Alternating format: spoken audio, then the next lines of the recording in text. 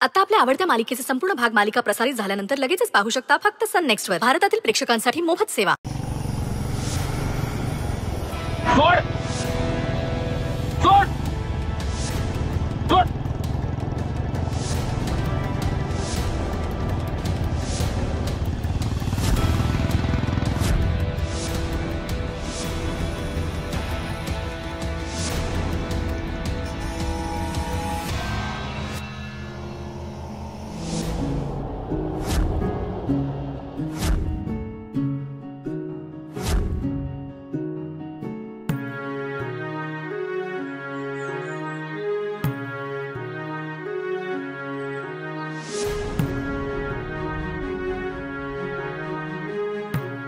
मनी sir, माझी bag thank you मनी sir, thank you. तुम्ही नसता तर मी काय केलं असतं.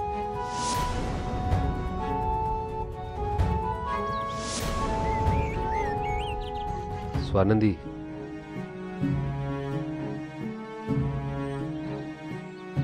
शांत व्हा. मिळाली ना बॅग आता.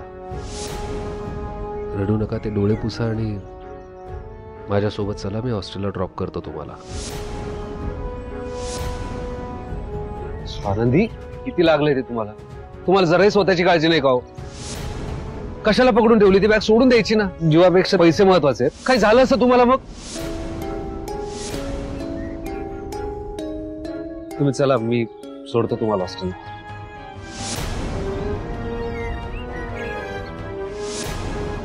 स्वानंदी, स्वानंदी, स्वानंदी.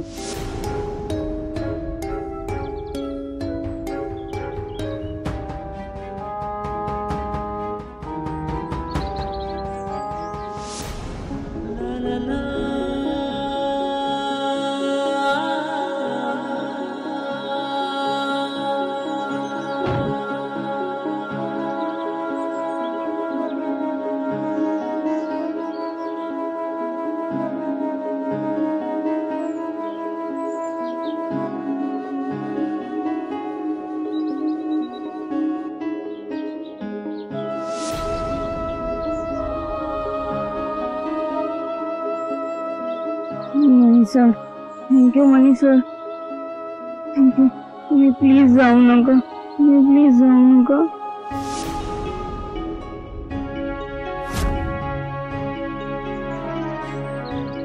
आता मला कळलं की स्वानंदीला तुम्ही एवढे का आवडतात.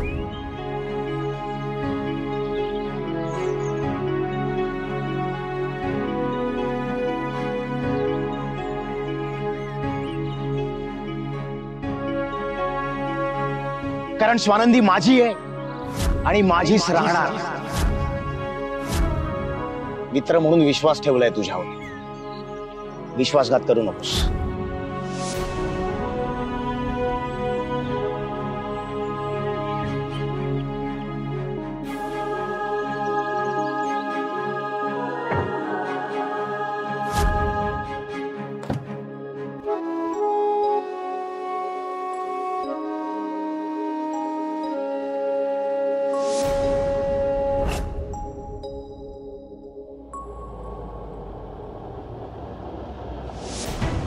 आई ग आई.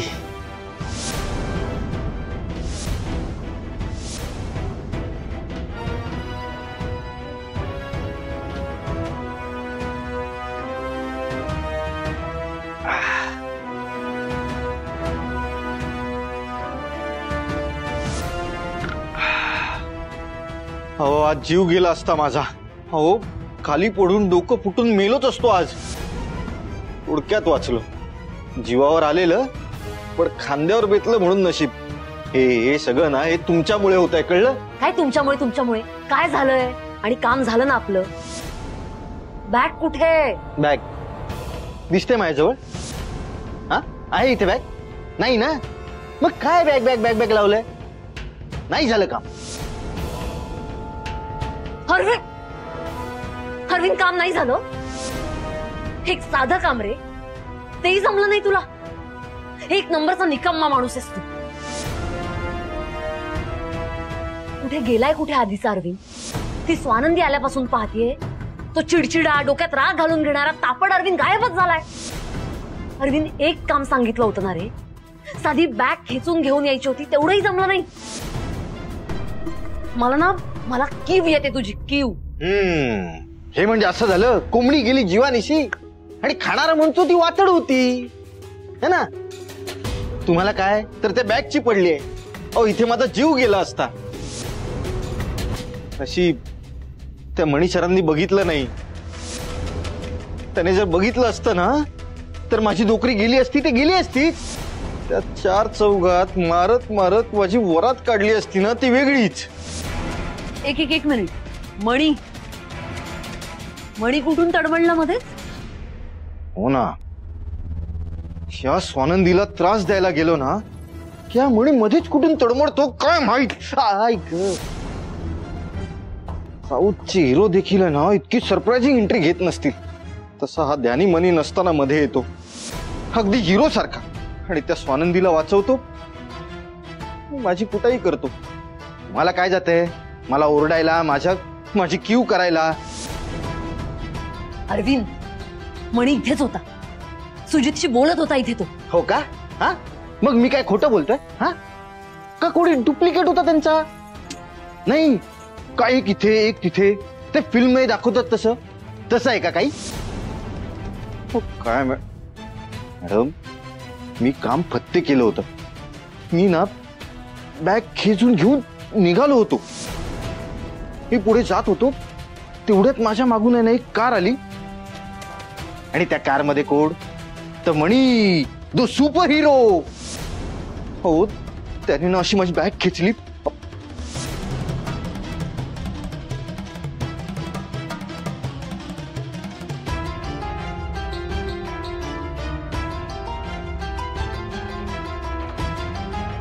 अहो मॅडम, मी एवढं मोठं काम करत होतो, तुम्हाला साधं त्या मणीला इथं या ऑफिस मध्ये बसवून ठेवता नाही आलं? अरविंद, सांगितलं ना, तो इथेच होता तो. बरं, तो जातानाही मला दिसलेला नाहीये. हाच तर प्रॉब्लेम आहे ना तुमचा. तुम्हाला ना फक्त प्लॅनिंग करता येतात, बाकी सगळं. आणि ते तुमचं प्लॅन आहे ना एकदम फालतू असतात. अरविंद काय कधीच वर्क होत नाहीत ते. काय तर म्हणे, जा आणि बॅग खेचून घेऊन ये. अहो, ती बॅग बिग खेचून घेऊन यायला मी काही तुम्हाला सराईत गुन्हेगार वाटलो? अव्वल चोर वाटलो का, की लगेच जाईन अशी बॅग खेचून घेऊन येईन? हे बघा, याच्या पुढे ना तुम्ही तुमची कामं स्वतः करायची. तुमच्या फाटक्यात आहे ना मला घ्यायचं नाही, कळलंय? हे शेवटचं, संपलं. धन्यवाद. अरविंद,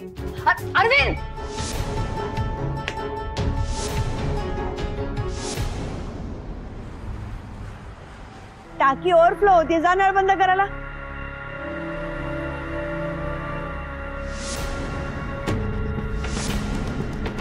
स्वानंदी, काय झालं? अरे बापरे, कसं लागलं एवढं?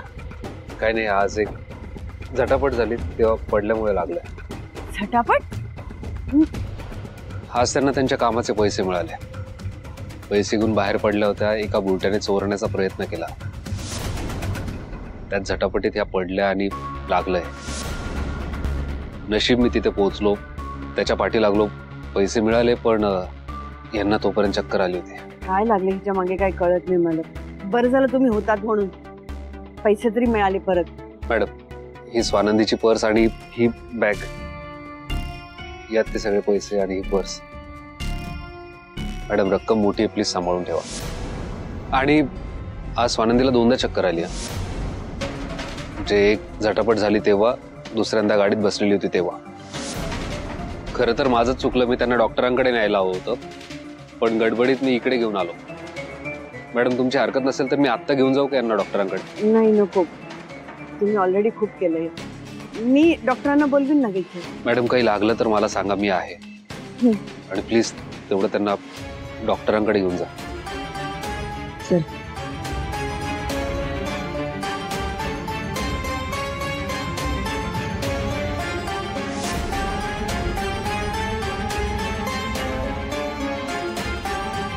सगळ्या गडबडीत जेसीला भेटायचंच राहिला. तिला फोन करतो.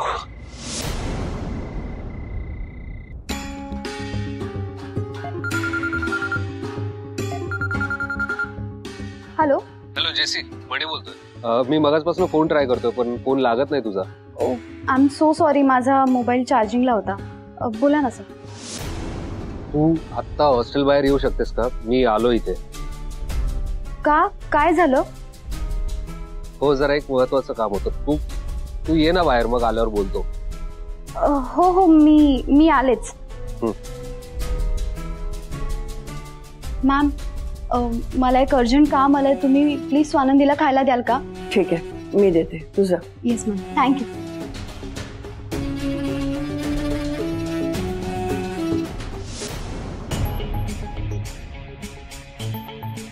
कशी आहे आता स्वानंदी? स्वानंदी बरी आहे. बाय द वे, तुम्ही मला एवढं अर्जंट का बोलवलं? की स्वानंदीच्या तब्येतीबद्दल विचारायला बोलवलेलं? नाही, मी तुला इथे वेगळ्या कारणासाठी बोलवलंय. तुला कुलभूषण रांगडे पाटलाबद्दल डिटेल्स हव्या होत्या ना? हा. तुला त्याचं लग्न होऊ द्यायचं नव्हतं, बरोबर? तर जेसी, याचं नाद सोड प्लीज. या लग्नात कुठलाही अडथळा येऊ देऊ नको. व्हॉट? त्याचा नाद सोड म्हणजे? आणि हे सांगणारे मला तुम्ही कोण? अगं, कुलभूषण रांगडे पाटीलची होणारी बायको नमिता आहे. आणि ही तीच नमिता आहे जिच्या लग्नाचा लेहंगा स्वानंदीने शिवलाय. हे बघ, जर तू हे लग्न मोडलंस तर यात नकळतपणे सरपोतदार साहेब इन्व्हॉल्व होते. कारण सरपोतदार साहेब आणि रांगडे पाटील यांचे घरचे संबंध आहे. हे बघ, रांगडे पाटलाबद्दल नमिताला माहिती आहे की नाही याच्याबद्दल कल्पना नाही मला, पण स्वानंदी सोबत मी नमिताला भेटलोय. या लग्नाला घेऊन ती खूप उत्साही आहे, खूप आनंदी आहे. पण नमिताला ही सगळी परिस्थिती माहिती नाही, हे कशावरून? तिलाही त्या आधीच्या मुलीसारखं अंधारात ठेवलं असेल तर? किंवा तिला हे सगळं कळल्यावरती ती लग्न मोडणार नाही, हे कशावरून? जेसी, या सगळ्या जरतरच्या गोष्टी आहेत ना. जरतरच्या गोष्टीवरून आपण कुठलीही कृती करणं हे चुकीचं आहे. समज तू हे लग्न मोडण्यात यशस्वी झालीस तर याचा परिणाम तुला भोगावा लागणार आहे जेसी. हे बघ, ही मोठी लोक आहेत. या छोट्या छोट्या गोष्टींसाठी एकत्र येतील आणि हकनात तू पिसल्या जाशील याच्यात. आता स्वानंदीला तुझी जास्त गरज आहे. हे बघ, तिची आता अवस्था काय हे आपल्या सगळ्यांना माहिती. मला असं म्हणायचंय, प्लीज मला समजून घे की तू हे सगळं करशील आणि कळत न कळत याचा परिणाम स्वानंदीवर झाला तर?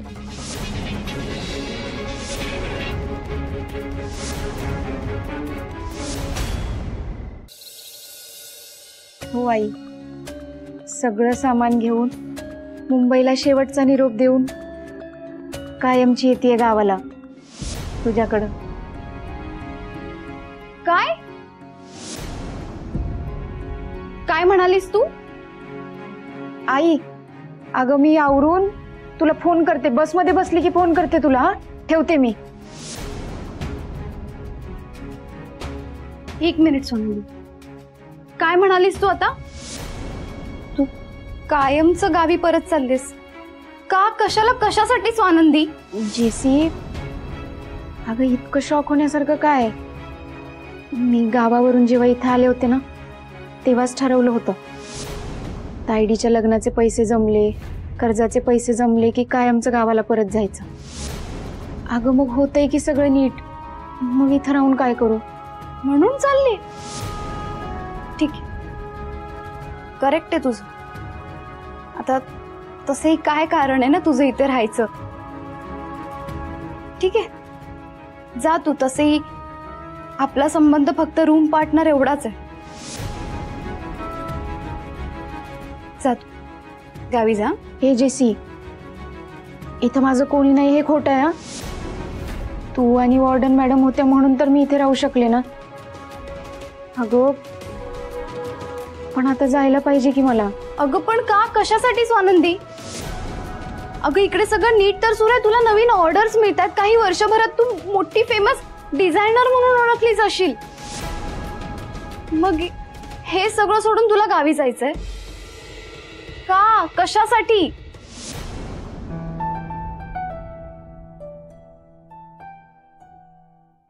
जेसी, इथल्या काही गोष्टी सोडल्या ना तर ही मुंबई काय मला रास आली नाही.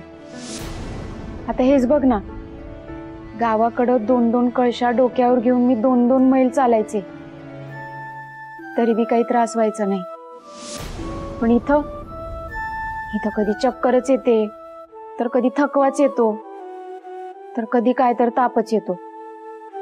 स्वानंदी, ह्याचा आणि मुंबईचा काय संबंध? तू इतका स्ट्रेस घेतलायस त्या कर्जाचा, तुझ्या बहिणीच्या लग्नाच्या खर्चाचा, तर ऑब्व्हियसली जगाच्या कुठल्याही पाठीवर गेलीस ना स्वानंदी, तुला हा त्रास होणार आहे.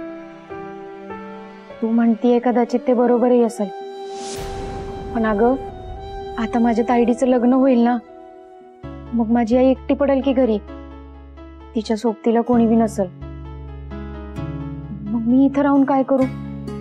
मी इथं राहील, पैसाही कमवेल, पण तिला काही लागलं तर तिची कोण मदत करेल? तो पैसाच काय कामाचा जो आपल्या माणसाच्या उपयोगी येणार नाही. अगं मग स्वानंदी, तू येऊन जाऊन करत जा ना, अधूनमधून जात जा गावी, नाहीतर आईंना इकडे घेऊन येत जा. हे बघ, मला माहितीये स्वानंदी की त्या संचिताने शिखाने तुझं जगणं मुश्किल केलं इकडे, पण अगं आपण त्यांचा बंदोबस्त करूयात ना. आता ना आपल्या बरोबर वॉर्डन मॅम पण आहेत. पण तू नको जाऊस. जेसी, एक काम कर, लग्न झालं ना की 8-10 दिवस राहा तिकडे आणि मग ये परत मुंबईला. जेसी, तुझी लई सवय झाली आहे मला तरी कुठं करमणार आहे तुझ्याशिवाय. मी बी तुला लई मिस करणार. अगं पण मला जावंच लागेल की. आणि जाताना अशी भांडून निरोप देणार आहेस का मला? मी जाताना ह्या अशा आठवणी घेऊन जायच्यात का तुझ्या? इकडे बघ, इकडे बघ, इकडे बघ. हस हस आणि चांगल्याने निरोप दे मला. हस.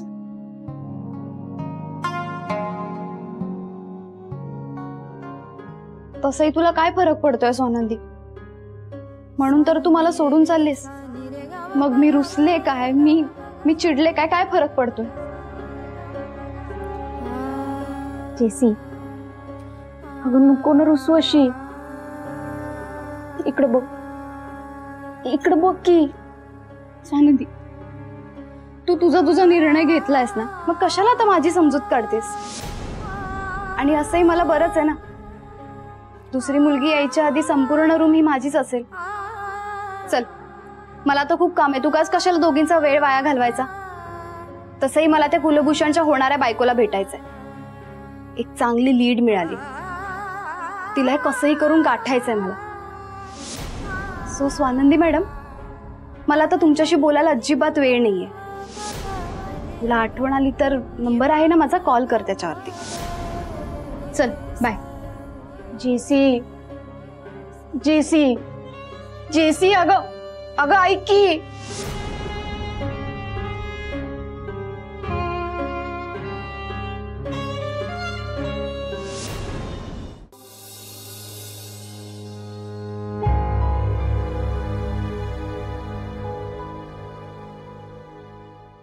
मॅडम, स्वानंदी ये ना, दारात का उभी आहेस? ये.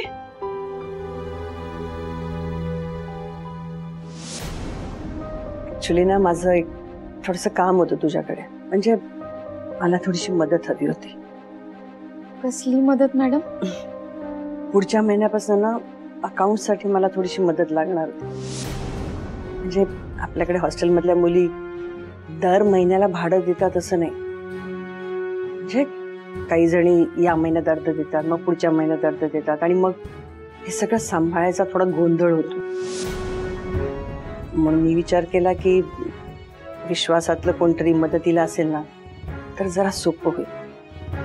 आणि मला तुझा चेहरा आठवला.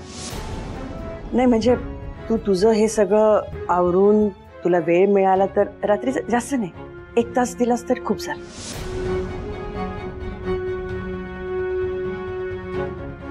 काय झालं?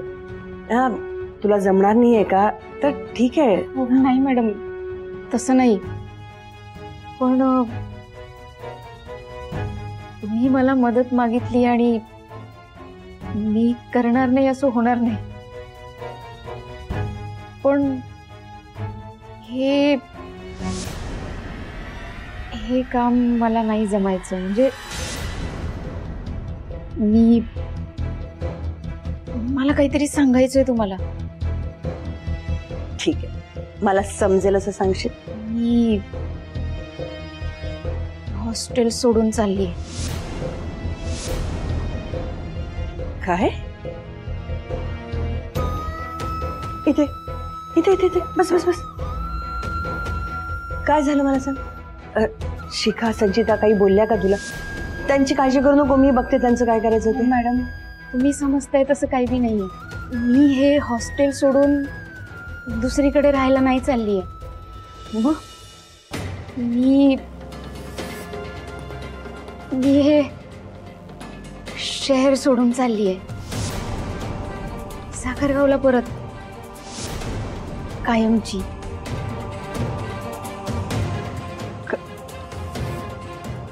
कायमची? का? कशासाठी? माझ्या आईसाठी. तिला गरज आहे ना माझी.